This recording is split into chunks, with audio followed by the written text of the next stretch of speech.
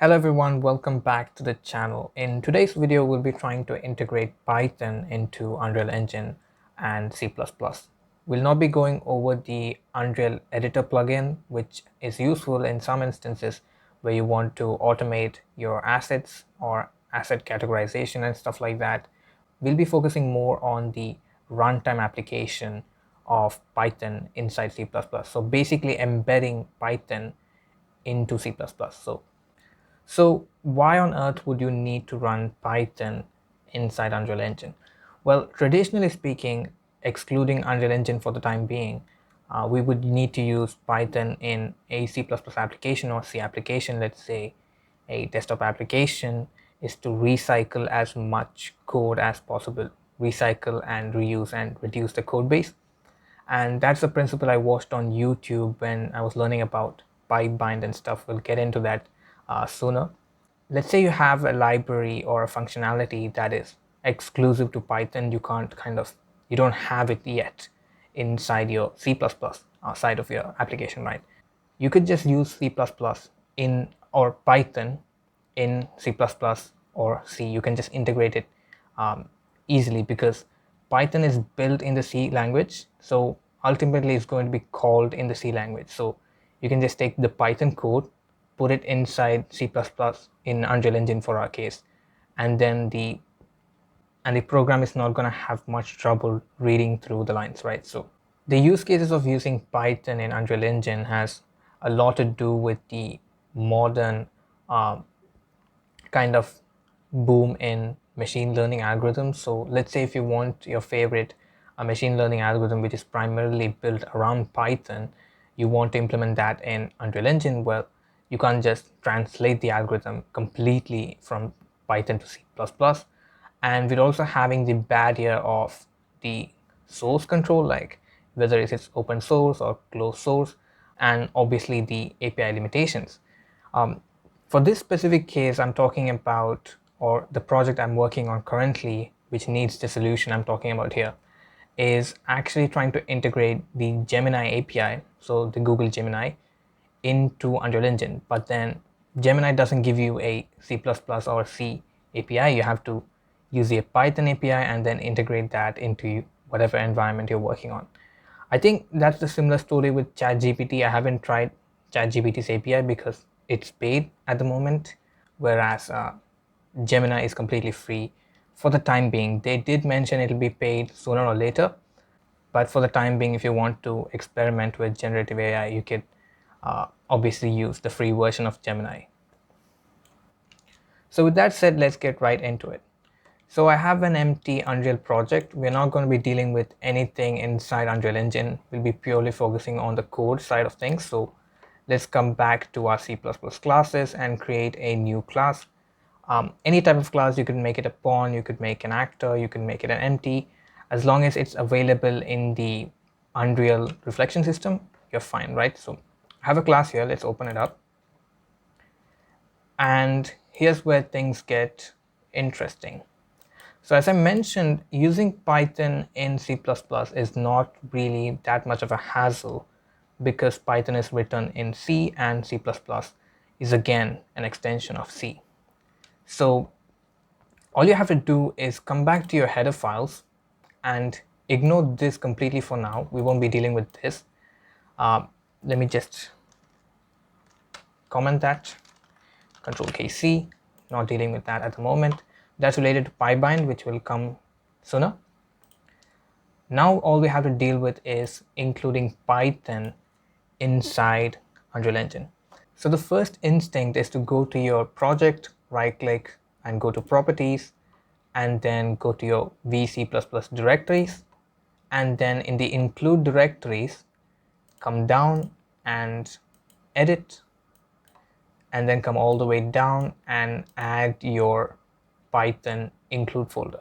So if you don't know where to find that, you can simply plus, if it's saved in the default location or default install location, you can just simply press Windows R, go to app data, local, and come to programs, Python, and there you have your Python version.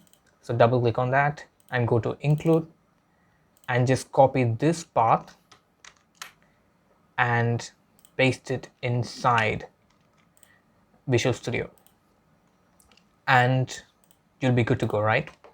But it actually doesn't work that way. Including that URL into Visual Studio only gives Visual Studio access to the Python header files, right? So if I remove that for a second, just to show the example of what I'm talking about here, if I actually remove the Python API, so let's remove that, OK, and apply, we'll have a warning from Visual Studio that our Python is missing.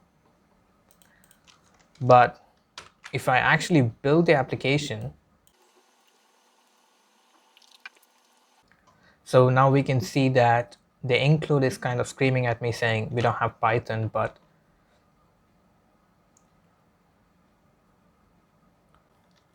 Control K, see that, build that.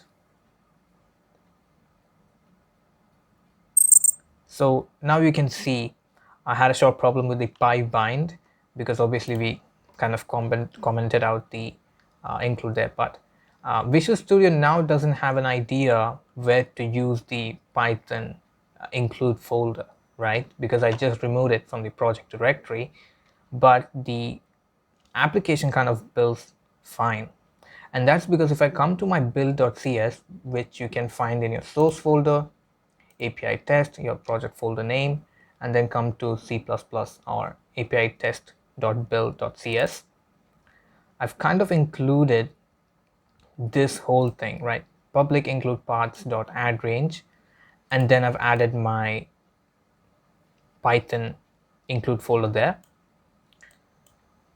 So the application knows where to look at it when it's building, and that's all that matters, right? But just to be helpful in the debugging process, I would urge you to kind of add that into your include directories as well, right? I've noticed online a couple of people asking the same question. They use the include directories, but then when they build it, Unreal Engine kind of screams at them saying, hey, I don't know what you're talking about. Python.h doesn't exist, right? And that's because they are not adding it in the build.cs, which is add include directories or include paths, and then add your Python include folder directory there, and then it'll work. So I'm going to come back and include my Python directory. And then now it's going to be all clear. My laptop is a little slow at the moment. Yeah, and now it's gone, right? So how do we start writing Python code? So I have a simple set of instructions here. These come default with the Python installation. So if you download Python and install it, this is going to come to you. So that's kind of helpful. And that's kind of showing how it's implemented with C, right? It's easy to kind of use it. So first we initialize Python. So this is going to be the interpreter. We are initializing the interpreter. And then we just run a simple string, right? 1 + 1. And that's the thing that built. And if I come back to Unreal Engine, and if I run it, we are running pretty good. That means the calculation has been done. Another problem that I encountered when I was first trying to use run simple string was when I did this, if I go and type print and then say hello world, this is like a common programmer instinct just to print everything and check if everything is working. This will crash your application, right? And you're gonna have a really bad time trying to debug this whole thing. But you might think the problem lies with the pyrun simple string, or something with the Python header files, or the DLLs are missing, or libraries are missing, or something like that, because Unreal Engine is going to do a really bad job of telling you what's wrong with the code because it doesn't know what's happening, right? And the problem primarily has to do with the print statement here. Like when you think about it, if you're trying to run a print command in Unreal Engine, it's going to crash. There's nothing called a print command in Unreal Engine. There's only a UV log and gengine add on-screen debug messages, right? So the print statement doesn't know where to look to print that message. You get me? So it's going to give you an exception of, I think, invalid memory or something like that, that error. So if you encounter that error, just make sure you don't have any print statements or any function calls that is outside the space of Unreal Engine, right? So that's something to keep in mind. But if you have to say 1 plus 1 is equal to whatever, it'll work. You can also define variables here. You can say var num is equal to 1 and build the whole thing. It will still run because it's still within the premises of Unreal Engine. So if I come back here and then run Unreal Engine, it works pretty well, right? So this is one way to use Python or run Python scripts in Unreal Engine. Now, I do recommend you go to Python's official website and their documentation on extending Python and embedding Python.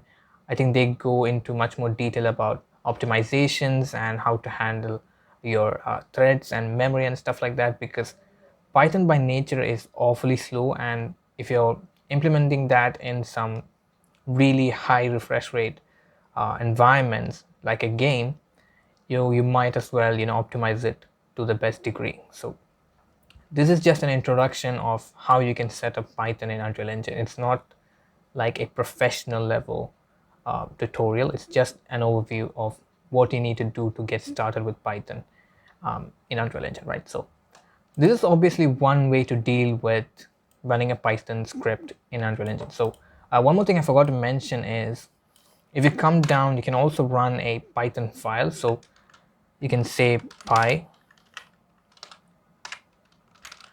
capital and run any file. You just need to give the parameters or the file name, the directory, and the interpreter will run that .py file for you. You can also do Python run simple file. Again, the same thing.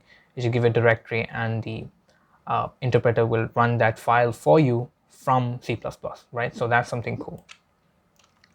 So I'm going to delete that at the moment, or for the moment, and then come to focus on this piece of code here, which is going to be PyBind, right?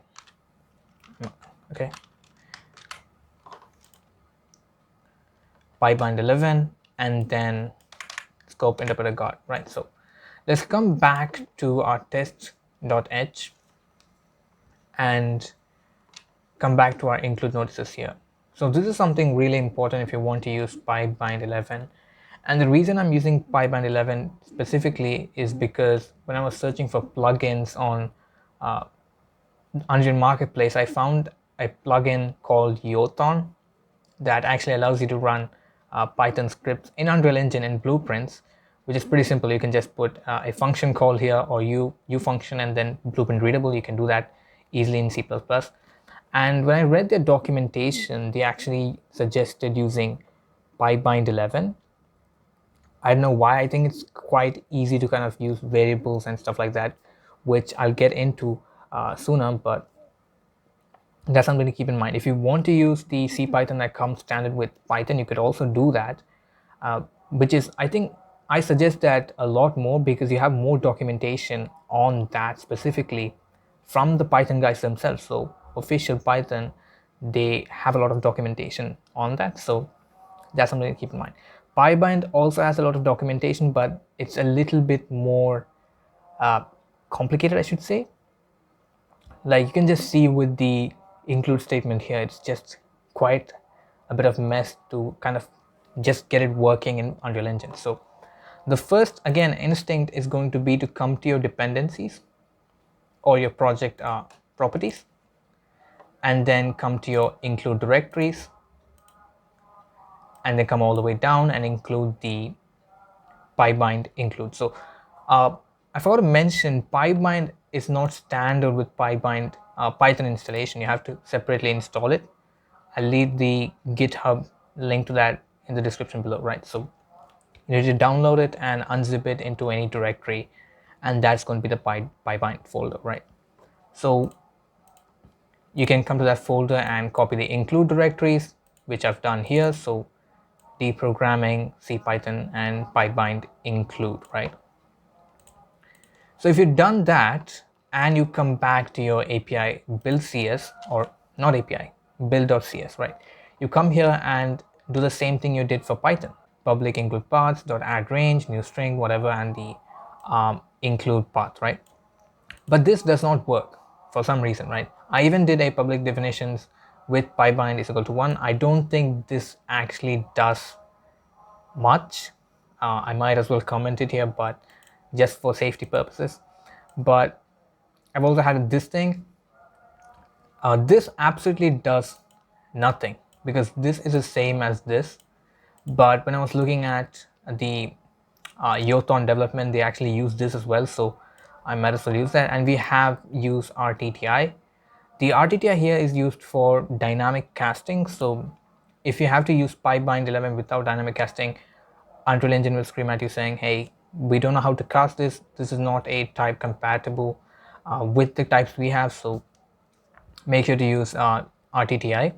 I think that has to do something with dynamic cast. I'm not sure. I did see dynamic cast problems in the output errors here, issues here. So keep that in mind. So if you want to use PyBind, just follow this, include the paths and definitions.add with PyBind 11. I don't think it's necessary, but be my guest to experiment with that. And then at last do this as well. This is absolutely just copying the same code here. So I might as well comment that out. And then at last use RTTI. I think that's pretty important. And then once you've done that, let's come back to our hedge file. And then you have to go through this whole line of junk. Let me control comment that. I'm guessing it's the same guys who made the plugin who asked the same question on Stack Overflow. So they basically had to contact the PyBind developers to get the solution, and this is what they said back. Pragma push macro and undefined. We're also suppressing a lot of warnings here. And if you don't do this, you'll have like 800 to 1000 warnings, which are mind-bogglingly syntax errors. I don't know how it became syntax errors. It's a lot of syntax errors. You're not going to deal with that. It's going to be a big headache. So if you're going to use PyBind 11, just copy and paste this code in, right? And the important part here is make sure you include PyBind 11.embed.h. And again, as I mentioned earlier in the Python include, this here is going to be referenced by Visual Studio, and then this thing is going to be referenced during the build or during runtime, right? So that's something to keep in mind. And once these are done, you can pretty much start using PyBind 11. So once that is done, let's actually come back to a CPP and start writing some Python code for our PyBind application. So I've already set up my interpreter here, and then let's come back and write a simple application, right? So similar to something similar to the CPython, you can actually simply call the eval function, which is similar to run string, and then I can just say 1 plus 1, right? And then I can pretty much build it, wouldn't have any problems. So the build is complete. Let's go to Unreal Engine and hit play. And there you go, the Python code is running. But how do we know if the Python code is running at all, right? So the Python code, for all I know, could not be executing at all. This line entirely could be returning null or 0. So how do we know we are actually executing Python code inside C++? So well, one way to do that is actually to use PyBind object and then store the result of evaluation and then print that into UElog, right? So we could do something like this.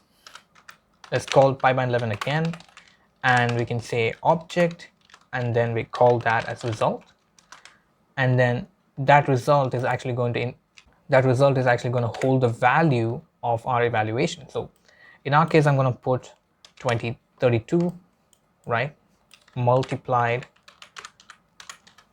Okay, what am I doing? Yeah, I can't see my keyboard, so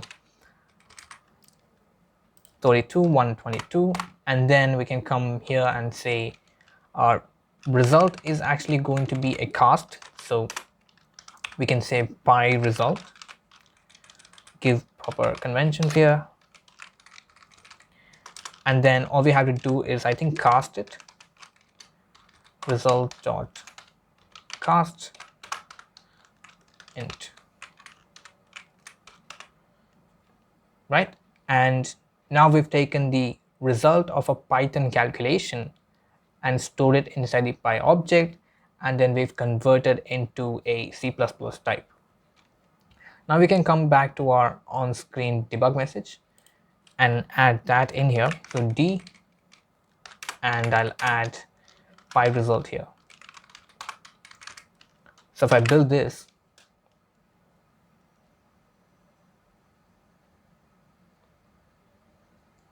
we should have the result pop on our screen. So let's come back to Unreal Engine and hit play.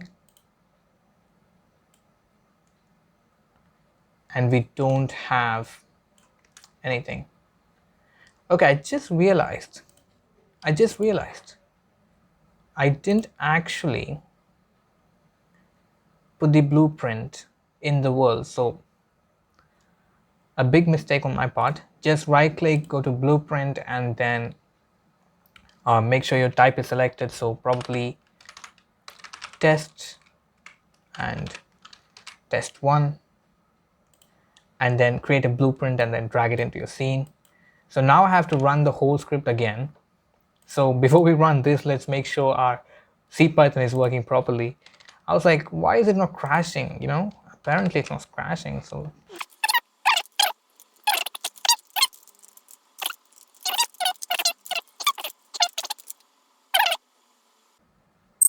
we'll build this complete. And if I run this, yeah, we have the call. So the CPython is working, obviously. And we have a debug message saying this is from Python. So let's come back and remove this and just run this one. Let's build that. Okay. And let's come back to Unreal Engine. Or maybe we have to add the actual output here. So D, and then call it Py result. And I think that should be it. Build it again. Again, the build is successful. Come back to Unreal Engine. And then we have a crash report. So I ran into a little bit of crash, and the reason for that is I didn't include the paths.add module directory combined whatever. I thought we wouldn't have any issues commenting this out, but apparently we have issues commenting that out. So make sure you have this back into your header file or build.cs file. Once that is done, build everything. And once it's built, we can come back to our CPP, and we have our functions here that's calling the print statement from the evaluation. We can come back and run that, and now we get the output up there. We have, this is from Python 3584, right? So we are officially running Python code in C++, right? So another thing we can do now is actually take inputs from Unreal Engine and then use that inside our Python calculations, right? So something you would do is use a Python dictionary. So do that, and then I think it's called the dictionary. So something like this. So we have PyBind dict and dictionary, and that's called var, and then we add values to that dictionary. So a is equal to num1, which I've defined here. So u property edit anywhere, so it's accessible from the blueprint, is going to be 10, and then b is equal to b number 2, right? So once that is done, we can come back here and just say a into b, and then give it a couple of, yeah, it's called PyBind 11 globals, and then we give the name of the dictionary. So in our case, it's var, right? So we have that done. This is our function call, right? So if we build that, we should now get the result of two inputs we give from C++ that gets taken into Python code, gets executed in Python, and then the output again is in C++, right? So let's give it a go. Let's come back to our editor, and then let's say for number 1, let's give it a value of 5 or 3, and then number 2, 676, right? So Let's calculate that. And we have 2301. And just to be sure, let's multiply that with 10 again. So we get an expected value. And yeah, there we have it. We have 30, right? So this is from Python, and then we have 30. We can also try with other numbers. We can put 233, put a random number, and then we get 500,696, right? So that's quite working, right? So that's pretty much it for running Python code in Unreal Engine during runtime in C++. It might seem a lot simpler than you thought, but again, we are ignoring a lot of optimizations and memory management and stuff like that. If you actually had to follow PyPython's official documentation of using CPython and embedding it into a C++ application, you will quickly find out that they go through a ton more code just to do the same print statement that we did here today. And that's the same case with the PyBind 11 documentations. They go through a lot of lines of code just to come to a simple output or a print statement, right? And that's largely acknowledging that we're using optimizations and allocating memory for this. We're using threading and stuff like that. But you can actually follow the documentation from this point out to learn more about how to implement functions or how to properly implement or embed Python into C++. So I hope this video gave you some insight into embedding Python or using Python into Unreal Engine and C++. With that said, I'll see you guys in the next episode.